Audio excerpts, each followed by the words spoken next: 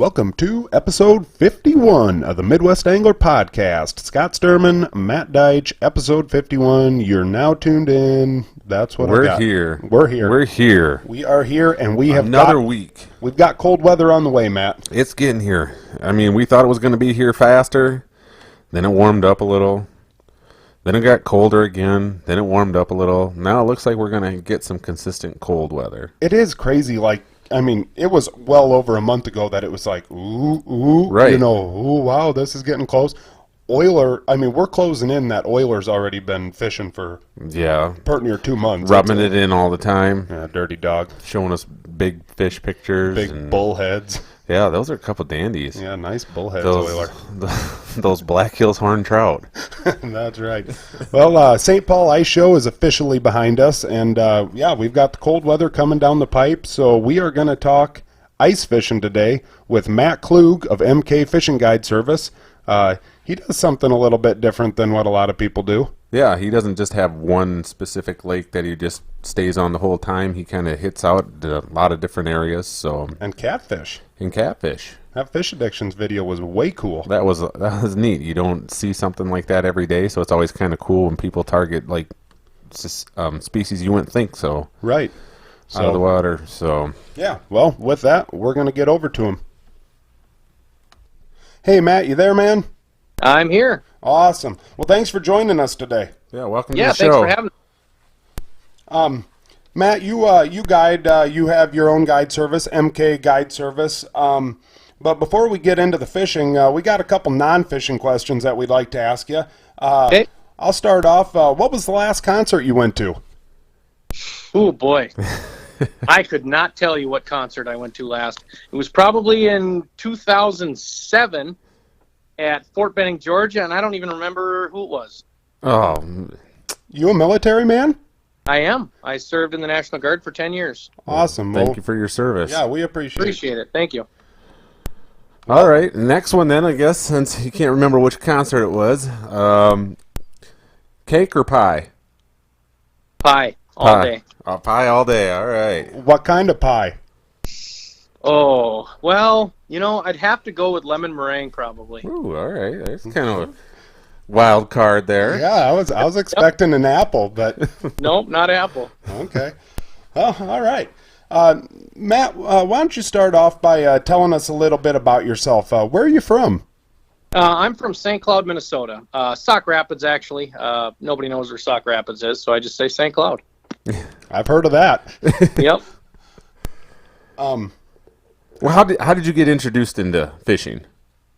So I've been fishing, well, as long as I can remember. I'd say the first time on the ice I was probably around 3. My grandpa and my dad got me into fishing, but my grandpa was really the driving force, because every empty or open day I had growing up, I spent out at my grandpa's place, and if I wasn't cutting lawn, we were fishing, and if we weren't fishing, we were cutting lawn. And did you grow up in Sauk Rapids then? Or? I grew up in St. Joe, which is just right west there, of St. Cloud. Yep, exactly. So same area. My grandpa lived 35 miles northwest of here, so basically grew up fishing around here. All right, so yeah, all those lakes up there, kind of cool. I've been up to St. Cloud quite a few times. My wife runs the Lake Wobegon Marathon every spring, so I know the area a little bit. Right on. Now, MK Fishing Guide Service, how long have you been doing that?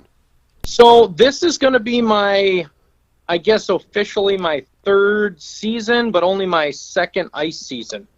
A few years ago, I just decided I'm taking people out fishing anyways. Why not try to make this into a business? Because I absolutely love taking people out fishing and educating. Educating's the biggest thing I enjoy. All right. What are some of the lakes that you do your guiding on? So primarily, I would say Mille Lacs is probably my number one. It's only an hour from home, and obviously Mille Lacs gets a lot of publicity, and who doesn't like going and catching 23 to 28-inch walleyes all day long? Yeah, that wouldn't suck. Yeah, no, it doesn't suck at all. Otherwise, the Alexandria area a lot. I fish Lake Osakis a lot. I do a lot of panfish out in the Osakis area. But otherwise, I kind of move all over. I'm not I don't want to say I necessarily chase the bite, but it depends on the species folks want, and it depends on, I guess, where the bite's good, because I like to catch fish. I don't like to grind all day if I don't have to. Right. So then when people get a hold of you to go on a guide trip, do you like suggest which lakes you should go to, or do people kind of call and like want to say, okay, can you guide us on this lake, or how does that work? I would say probably 80% of them, they basically just say, hey, we want to catch this species. And then my first question is whether they want to keep fish or not, I guess. And then I suggest a lake. Some people call and say, hey, I got a cabin on this lake. We've been struggling to catch fish the last few years. Just wondering if you'd come out and, give us some tips, some pointers, just to get a fresh set of eyes. And, so I'll go and fish lakes I've never fished before. I make sure people understand that. But those are actually some of my favorite trips, because you get to go learn a new body of water and break it down with the client and kind of, teach them different tactics and what to look for and why to fish here versus there. So, yeah. No. I'm very versatile. Now, speaking of that, what are some of the things that you look for when you get to a new body of water? Well, it really depends on the species, but honestly, if I go to any small lake, if you find the steepest break on the lake, I can guarantee you there's something there. It may not be the species you want, but there's always fish by those steep breaks, especially on a smaller body of water. You find a lot of lakes that are just basins. There's really not much for structure. Go find the steepest break, and you're going to find something, whether it's panfish, walleyes, pike, bass. But I guess it really depends. But obviously the real obvious structure, the points, the inside turns, weed flats, deep cabbage, deep coontail, and obviously that stuff I rely on my electronics to find. Right. Now you talk about being like versatile and being able to adapt to all that stuff. You shot a fishing show with Fish Addictions TV, didn't you, where you guys targeted catfish? Correct. Yep. Through the ice. Yes. Yeah, Yes, that's kind of neat to, not many people think of catfish when you think of ice fishing. No, it's an absolute hoot. If you've never done it, I highly recommend it. It's something I've been doing for probably about 12 years. We started doing it when I was in high school. We just started reading about guys going catfishing through the ice, and it's like, well, let's try this. And of course, the first couple of times we went out there, we had very minimal success, but the few we did catch, we thought was pretty cool.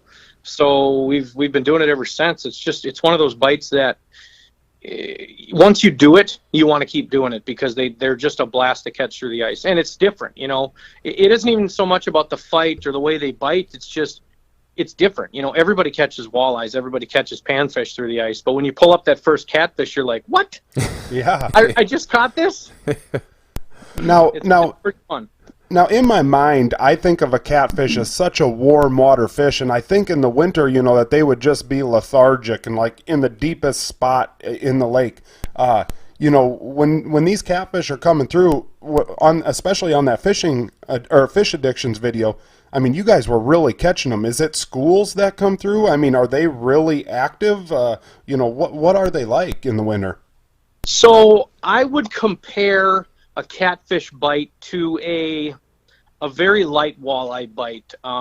They rarely come up and smash it. Most of the time, you have to just let your bait sit there, and they'll come up and just grab it, and your rod will just slowly load. Jigging does not work very often, but usually, yes, these fish are in large schools, or they're in an area that has a whole bunch of small schools roaming around. They're not usually onesie-twosies. So once you find an area that they're roaming around, you can pretty much just sit there and wait for them to come back. But I guess it depends. So the area that we were fishing in the show was actually a pretty shallow flat. We were fishing anywhere from 8 feet of water to 18, 20 feet of water. And those fish were just hugging bottom, roaming around. But you can actually find huge schools of them out in the basins. The problem with that is they don't stop moving. And that's where I started using Panoptics this last year or so, and that has made it so much easier to stay on top of those fish. But Right. by the time you drill holes on top of those fish, half the time they're gone. So I try to target the fish that are just roaming on the mud on the bottom because they don't seem to just cruise randomly. You know, they're kind of working an area. Do you just like minnows? Like Yep. So they, I use a spoon. You know, a lot of times I'll use like an 1/8 ounce spoon, but I'll put a bigger hook on them. Most of the hooks that they come with are pretty thin wire, and you just break them off because the Yeah. catfish is such a tough mouth. Trying to get them out, you just break them off. So I'll throw a little bit bigger treble hook. I'll take a fat head, and I'll cut the fat head in half, and maybe even two, and then I'll put all 4 pieces on there. oh, cool. So you're just big old chunk of meat hanging down there. Right. That's what you would think of when you think of Right. catfishing. Right. So Yep. No. Some guys like to use liver. I don't. Every time I touch liver, I get sick. So I don't mess with liver. now you do catfish, you do crappies, you do walleyes, but the thing that really put you on me and Matt's radar is some pictures of you catching some giant smallmouth with Thane Jensen. And Yep. now you do a lot of guiding for the smallmouth out on Mille Lacs? I do. That is if I had to pick one fish to fish the rest of my life in freshwater anyways, it'd be smallmouth. Well, that makes 3 of us. Yep. Yep, they're pound for pound. I mean, they just fight the way they bite. I mean, it's so interesting to me how a fish that can fight that hard can be so finicky. You know, everybody talks about walleyes being finicky. And then they go smallmouth fishing on Mille Lacs, and they realize that walleye fishing is way easier out there than smallmouth fishing. And that's what's fun to me, going and figuring them out and trying to get them to bite. Now, you do a lot of drop shotting or all different stuff? Honestly, if I could pick one bait, it'd be a Ned rig. It's the bait that works that you don't do anything with. Right. Throw it out there, let it lay on the bottom, pick it up. If there's nothing there, move it a little bit, reel it up, recast. Very cool. It just works all the time, all temperatures of water, early season, late season, deep, shallow, it doesn't matter. It just works. You do any bass tournaments? I did when I was younger, but the tournaments don't really interest me as much anymore. To me, I love taking out new people that want to learn, people that want to, catch a new species. That's my passion. I absolutely love to teach. And I'll do that all day long over tournaments. Has it become more pressured up there on Mille Lacs the last few years with the popularity of Lake Mille Lacs through bass and all those organizations? Absolutely. I would say 3 years ago, before the Elite Series did their Angler of the Year tournament out there, smallmouth were pretty easy. You could go to just about any rock pile, any rock bar, and chuck a tube around and catch something. Now everybody has side imaging. Everybody knows how to use it. So there really isn't many secrets anymore. So it's really gotten a lot tougher. You really got to slow down, use smaller baits. Like I said, I used to just go out and throw a 1/4 ounce tube jig, and you catch smallmouth all day long. Now, in the last 2 years, I can probably count on my hands and toes how many fish I've caught on a tube jig. Yeah. So it's really changed a lot. What's your biggest smallmouth ever? I would say just shy of 22 inches and 6.5 pounds. I'm really bad about measuring and weighing fish. I take a picture of it and I'm like, oh, cool, throw it back. And everybody's like, how much did it weigh? I don't know. I want to catch the next one. Right. Yeah, I got to get the next cast out. Right. I'm more worried about that next bite because that next bite might be bigger. Right. But I would guess 6.5. Well, that's there's nothing wrong with that. So No, not at all. You ever tangle into any of the big muskies out there? I've never caught a muskie on Mille Lacs. Wow. Which is weird because there's a lot of them out there. Right. I've caught more on Leech Lake jigging a shiner than I've ever caught on anything else. Huh. Well, what's the outlook on Mille Lacs for this winter? The ice is actually surprisingly, with all the snow we've had, it's starting pretty good. I think the high winds when we had all that snow really helped. Most of the lake has blown off, so I couldn't even tell you how much ice is out there right now, other than in the bays. I would guess probably 2 to 3 inches. So over the next week and a half, I would say there's going to be a lot of people out there, not this coming weekend, but the following. and fishing should be really good. It was a really good season. There's a lot of fish out there. There's really no reason it shouldn't be another great season. So I'm really excited for it. That's my favorite lake to fish. I love it. Even with all the controversy and all the politics, it's just a fun lake. Yeah, you still want to just go out there and fish. I think sometimes people get caught up in all that stuff and forget that the fishing still is good and go. Right. Yep. And now, obviously, there's tough days. I mean, you're gonna have tough days, but there's not many lakes you can go to and consistently catch, 20 to 60 walleyes a day all season long. Right. Obviously through the ice, it can be tougher, especially once the ice castles get out. That's kind of it gets pretty tough out there because there will be hundreds and hundreds and hundreds of fish houses out there. So you basically got to go out there with your GPS and start pointing your machine to find a flat that doesn't have fish houses on it. Right. Now, here in the last few weeks, you've actually been guiding up on Red Lake, right? Yes, correct. Yeah, I did a handful of trips up on Red because, obviously we don't really have much for ice in central Minnesota, and everybody likes catching Red Lake walleyes.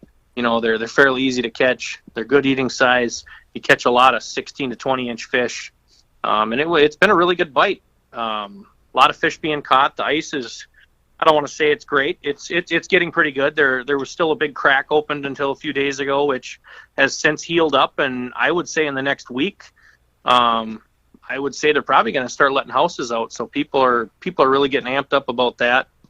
I'm pretty much done with Red for the season just because now we're getting ice around home. But for the people that want to travel and go up and catch some fish, I would highly recommend going up there. There's a lot of great outfitters out there letting people on. I was going out of Mort's on the south end of the lake. Great people. They got bait. They got tackle.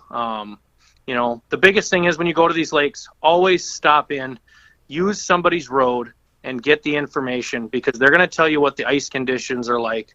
They're going to tell you what the bite is like, and give you a map of where not to go because that's the biggest thing out there. There's always cracks. There's always bridges, and you always get somebody that drives around aimlessly and ends up putting their vehicle or their four-wheeler in, and then they want to blame everybody else for it because they didn't listen. So just make sure you go out there. Ask questions and have a good time because there's plenty of fish to be had and there's plenty of safe ice as long as you abide by their guidelines, I guess. Right. Now, Matt, do you do much fishing outside of the state of Minnesota? Yeah, actually, I would say so. Basically, starting the end of February or beginning of March, I start fishing the Rainy River or Green Bay, all the tributaries on the west side of Green Bay. This is just fishing for fun. I don't guide out there at all, but that's kind of my fun time. I go out and I catch my big pre-spawn walleyes. I fish the river, the Mississippi River down in southern Minnesota, pools 2 through 4. That's my absolute favorite time of year to catch walleyes because you can catch a 28-inch fish that weighs over 10 pounds. Wow. That's pretty cool. Now, you did a video with Mav, YouTube video up on the Rainy, didn't you?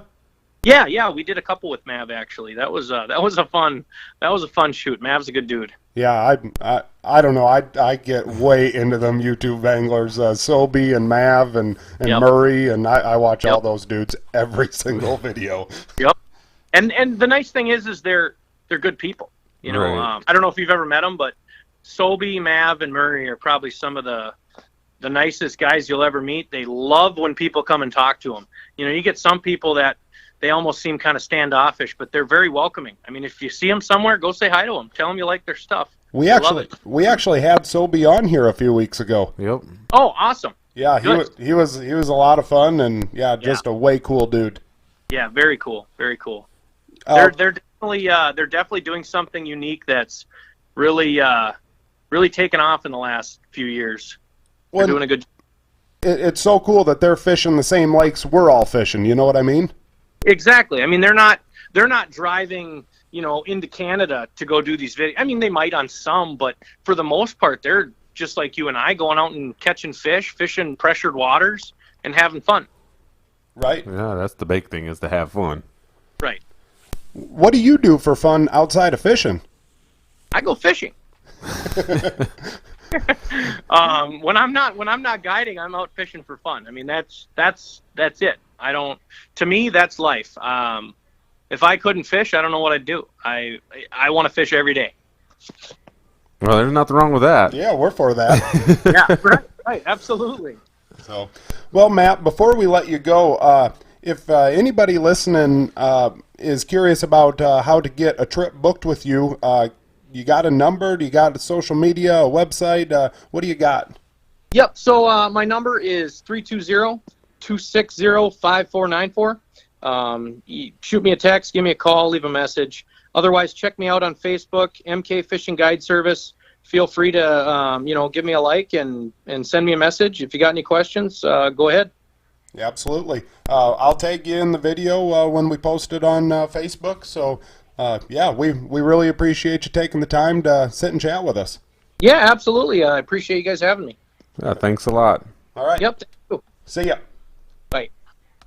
There he goes, Matt Klug of MK Guide Service up in, we'll call it Mille Lacs. Yeah, right in that St. Cloud area. Kind of an on-location guy. That was cool. That's something that I've never thought about. Yeah, I mean, it's really neat to hear him talk about how he has people that want him to come to the lake that they live on and help them kind of break it down and figure it out a little bit more. A lot of people don't think about that when you live on a lake or fish on a lake like that there is a learning curve. Just because you live on it doesn't mean you are an expert at that lake, and to have somebody come in that might know and probably does know more than you to help you do it, it's going to make you that much more of a better angler. And right, and just because you're out there catching some fish doesn't mean that you can't be catching more fish. Right. Or bigger ones, or okay, yeah, I can come over. I know I can go over here and catch 6-7 inch bluegills all day long, but it's like, man, I want to catch some bigger ones. What do I got to do to catch bigger ones? Well, okay, this is what you got to look for, and this type of structure. Let's start from here, and then pretty soon you start to kind of maybe look at a lake map and be like, man, this stuff is pretty similar to this stuff over here, so let's go over there and fish it. Next thing you know, all of a sudden it's like, I'm kind of figuring this thing out a little bit. Right. And like people that understand how to jig but don't exactly understand how to troll. How fast am I supposed to be going? Right. How far back am I supposed to be letting this bait back there? It's all stuff that a guy like Matt or a lot of these guys can really help you out with. They're gonna take the time to really show you. I mean, like he said, he kind of gets his kicks off of teaching new people how to fish. Exactly right. And I mean, that's what it's all about. And he wants people to get out there and experience it, and it's always fun to do that. I'll tell you what I want to experience, and that's a big Mille Lacs smallie. That's for sure. Oh, we got to go up there. We got to get up there.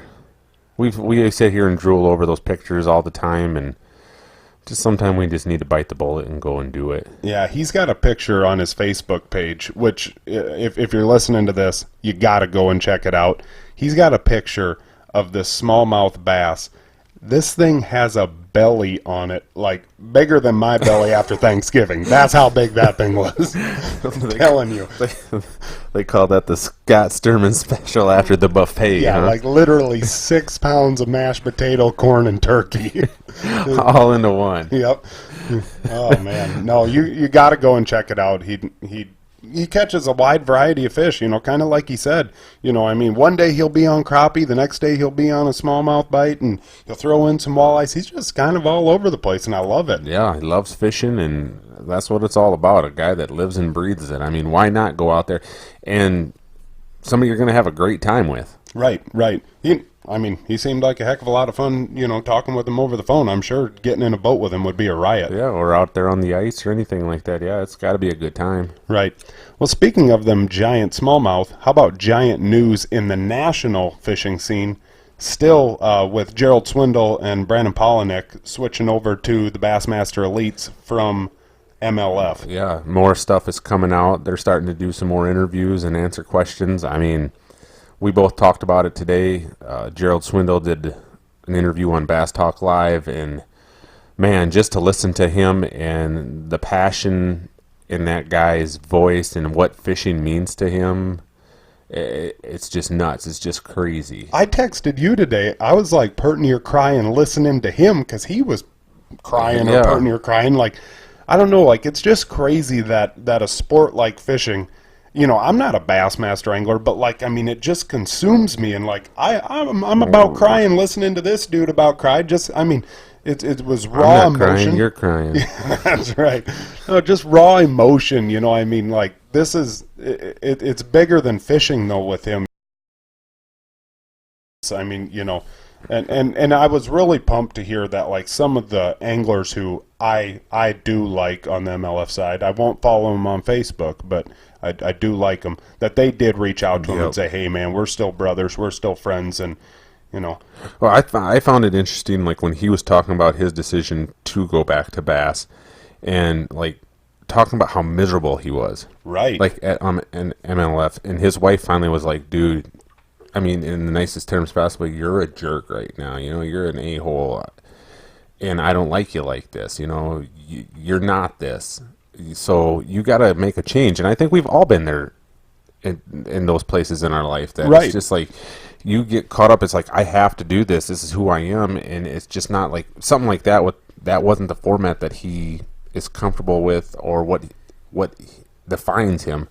And it was just making him miserable, which in turn just kind of started, reaching out to the people around him. And it took a lot of, to sit down and soul searching for him to, and a lot of sacrifices, $50,000 worth of sacrifice to $50,000 leave MLF. Like, I mean, anyone who's listening to this that's listened to more than a few of our episodes know that me and Matt are Bassmaster guys. We personally do not care a whole lot for the MLF.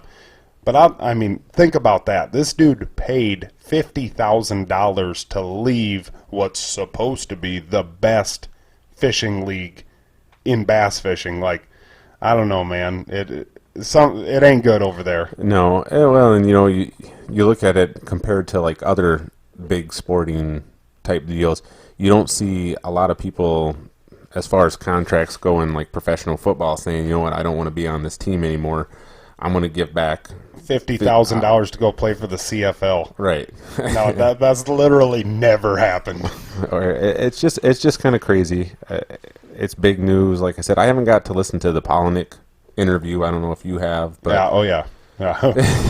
I swear to God, this Gerald Swindle episode today, I'll guarantee you it was not on Google Play for more than 3 minutes before I had it. Like, I kept going back and refreshing, and finally it's like, yeah. And if you don't know who Gerald Swindle is, you need to go and just YouTube him, go to his social media and look him up. The dude should, if he wasn't a fisherman, he'd have to be a comedian, because he is the funniest guy. I mean, even when he's in his raw emotional state like that, where he's almost breaking down crying, it's not more than like 2 minutes later, all of a sudden he's like cracking a joke with was it Matt? Yeah, Matt Pangrack on there about, like his analogy of like when he was over there, and at first it seemed like it was a great idea, like after you're 6 beers in when you're in college at the bar, and all of a sudden the next morning you wake up to that lady next to you and you're just kind of like, oh my gosh, I mean, it's kind of what his equivalent was to that. So it was a lot of fun listening to it. Yeah, no, he's definitely the biggest personality, I would say, in fishing. And yeah, he was a riot to listen to. Polinick talked about how he was at a deer hunt in Ohio, and he was thinking about what he should do, and he forgot his cell phone. And I don't know if it was a guided trip or whatever, but it was an all-day sit.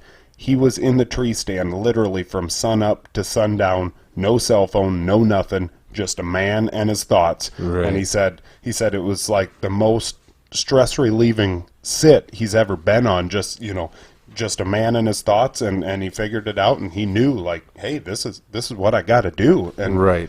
if you're not happy, then right. And some guys, and they both talked about it, how their style of fishing, fits better into a 5 biggest fish type tournament compared to a numbers game. So it's just like when a quarterback, so to say, we talk about football a lot on here, a quarterback goes to a team that is all about running the football. Right. And they're all about throwing, so it's just kind of like, okay, or vice versa. They're a running quarterback, and they go to a system that they just want to throw. And everybody's like, oh, this quarterback isn't very good. He just doesn't fit into the system very well, Right. And, Swindle said it best, like, catching 5 big fish is in a human's DNA. He talked about, like, back when the Native Americans would go out, whoever the guy was that shot the buffalo would bring the buffalo back to the village. He's the man for the day. He's the hero, yeah. I mean, and he said, whoever brings back the big bass or, brings back the big bag, he's the man for the day. Right. You go out there, any time that somebody who catches 31-pounders and beats a guy who catches 5-pounders, Yeah. like, come on, guys! Right. Like that ain't how it works. Like that just ain't. Well, that'd be like bluegill fishing. Little kid sits on the dock and he catches 50 little 6-inch bluegills all day long, and you go out there and you come back and you're like, I caught, today. I don't have any pictures of them. I don't have any proof because I let them all go. But I caught 5, 10-inch bluegills today. People are gonna be like, yeah, but this kid sat on the dock all day and he caught 60 bluegills. Right. He's better than you are. Yep, that's what like, it is. Well, you know what? He is, I guess. Yeah, you got to show them. You got to show people. Like, you got to get the fans involved. The intensity. Like, I think back when I won that club tournament this year. I mean, if I would have known the second that we were done fishing, like, oh yeah, you won. Yeah, granted. I mean, me and you were going to high five. I'd have been Right. pumped, whatever.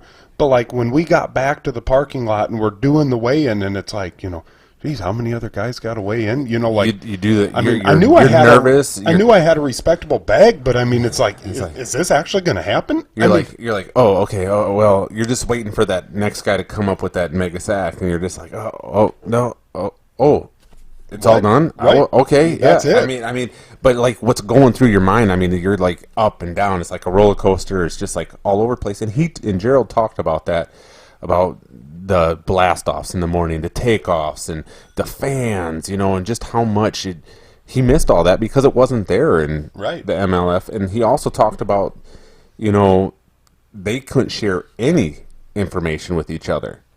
So, like, you get to the campground at night and you got that camaraderie about, I've been really getting after them. It seems like they're like, this week, this is the type of bite that we're on and all this stuff. Obviously, they don't share all their secrets, but you're still talking fishing. They couldn't even freaking talk fishing. Yeah. I mean, so here you got a bunch of professional fishermen sitting around, which all they love and basically love doing is fishing. Now you can't talk about it, so now you got to talk about something else that you might not enjoy. That's some nice red ketchup you got on your hot dog. Wow, grilling's awesome. Good potatoes, huh? Yeah, All right. how about that burger? Yeah. All right. Did I tell you about them good potatoes? No. So yeah, that the big news, like you said, we're big bass nuts, and it's always going to come back to that during the off season. A lot of things are happening, and it's just like any type of sports during the off season. Right. There's, ESPN doesn't just stop their football stuff or basketball stuff because it's not season. So. Right. Well, normally the news is not this big in the off season. Right. I mean, like Aaron Martins just switches from Enigma Fishing over to G Loomis. Mm-hmm. Like that would have been the big news of the off season, and Well, then all of a sudden you got this. I mean, that is big news. don't get me And wrong. the big news too of with Gerald Swindle is that he switched from Triton boats over to Phoenix boats, and nobody really has talked about that. Well, And he he's was been at talking about Triton. for like 20 years or something like that. He was talking about how good the live wells were on the Phoenix boats. And did you know that he's actually got a sponsorship from a live well additive? Oh yeah, deal? from And TH he- Marine, the G Juice. I love what he said about when he had all those bottles of it. So when he was driving down La Crosse this year, he just opened them up and poured them into the poured them out there. Oh gosh. So I mean, you could just tell like him talking about traveling with his nephew during the opens this last year and how much fun it was to be doing that stuff. And Right. obviously it's awesome to have him back, and it's not going to be long, and there's going to be more guys. In MLF they picked up a couple of great fishermen too. Yeah. So I mean, Brian Thrift is Right, quite possibly top 2 or 3 Right, biggest so- fishermen in the. So It's just that cool. is what it is. It's just cool, being able to, all that stuff. talking about fishing. I mean, here we are talking about tournament fishing and stuff like that. Well, especially for us, because we're kind of in limbo here. Like, Right. it's too cold, and you get a touch of ice. Every morning the river's got ice chunks, floating down it, so you can't really be getting out there in open water fishing. But we still don't have ice. But yeah, with ice. So we got to pass the time by building shacks. That's right. Pass the time by building shacks. We got together last night. Me, Matt, Ramrod, put together my shack. Did a couple small repairs on Ramrod's, but yeah, like I said here a few episodes ago, I got a new Clam Nanook XL thermal and put that bugger together. And I can tell you for free, the thermal works. You were kind of sweating. in Holy there. moly, like I just got a flannel on in there and it's like, oh my gosh, guys, like I feel like I'm in a sauna. Well, that was warm, but there's a lot of really cool deals on that shack. It's got a screen up on the ceiling, that I can tuck some gloves up in there and let them dry out, stuff like that. I'm pretty pumped up about that. The seats do remove, which they do in a lot of shacks. I understand that, but I'm kind of pumped up about that. If I want to do something different, take Right. along a little bit more stuff, whatever. Yeah, I don't know. It's got. I've got the old Nanook non-thermal, and I love the lightweight capabilities of it and whatnot. But I'm kind of pumped up to jump up to the thermal and on the cold days still be protected. Right, and you're gonna love that thermal. Having a thermal shack myself, it does make a big difference. I mean, not having to run the heater on high constantly and stuff like that, and being able to go without the heater longer, so kind of keeps the holes open a little bit, and helps block the wind, which is always a big thing around here. That's for sure. But yeah, it was cool. That was actually, to tell you the truth, that's the first one I've ever helped put together. Oh, really? Yeah, so that was kind of nice going through that process. Actually, You had a couple saves too. and I actually talked to Emily about it, and she's like, you got to put it. What do you mean you got to put it together? It doesn't come all assembled already and stuff like that. It's like, well, some places, a lot of bait shops when you buy them, they come pre-assembled and stuff like Yep. that, which is awesome. But sometimes you got to buy that stuff and you got to put it together from the ground up. And sometimes it's kind of fun knowing that you're the one that did that. And like you said, you were putting it together, and you and Dusty had already started, and I got down there and I just had to point out the things that Ramsey did wrong. So Stripped out a couple of my bolts and put the I don't know, the rods, we'll call them, on backwards. Typical ramrod stuff. I mean, I wouldn't have expected anything less out of him. So we're just kidding. We actually still like that dude. So, no, it's like you said, it's getting closer and closer every day, and then pretty soon, next thing we know, we're going to be talking about how thick the ice is, and it's yeah. Well, hopefully in the next week or two, we are going to be actually talking about fishing on this podcast, Yeah. like us fishing. giving So- you some reports and how Yeah. it's going. That's a pretty cool picture you got the other day about. We got a couple of them now about people using the hub style shacks Yeah. for different things in fishing. Last year we got the one of the bank in town here when they were working on the ATM. They had the Yep. hub shack Yep. over top of it. Got one sent in from Austin Van Vorst. Austin Van Vorst and Dan T. Yeah. I think, doing some utility work, underground work. If I was working out there, there's no doubt in my mind I'd be doing the same dang thing. Right, it's a great idea with these. It gets you out of the wind and it keeps you warm. If you got a little heater going in there while you're working, I mean, I bet you they never thought that that's what they were going to get used for when they set out to make them. But Nope.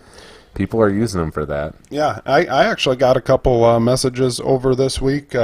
Some dudes interested in fantasy fishing already. Awesome. And I think it's only like 64 days away, his first tournament. Yeah, So, pretty soon. yeah. Also, you got the cups in. Yep, we got the cups in. tumblers. So if anybody's interested in some of them tumblers, they're pretty cool. They're kind of a... Almost makes me want to start drinking coffee. You don't drink coffee? I don't drink coffee. Never have. Never acquired the taste for it. I don't mind the smell of it, but Oh my gosh. just not. I'm not a hot like person. Like if I get hot chocolate, it's like I gotta let it sit for half an hour before me I can too, drink me it. too. It's like I take a sip of it and it's like, psst, and if it burns, I'm like, oh man, I'm done. I can't drink that. My hot grandpa stuff. can drink boiling hot coffee. Right. I got to pour.